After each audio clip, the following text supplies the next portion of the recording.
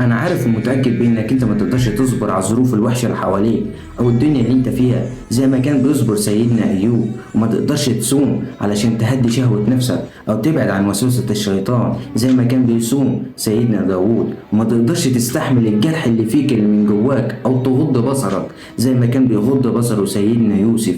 وهنا عقل يبدأ يتذكر اللي آية نزلت في القرآن اللي بتقول أولئك الذين هدوا الله فبهداهم اقتداء. انت ممكن تكون راسم لحاجة حلوة لبكرة او خير يجيلك بكرة، وتنام وتصحى وتلاقي الخير ان انت كنت راسمه اول حاجة ان انت كنت راسمها لبكرة ما جاتش،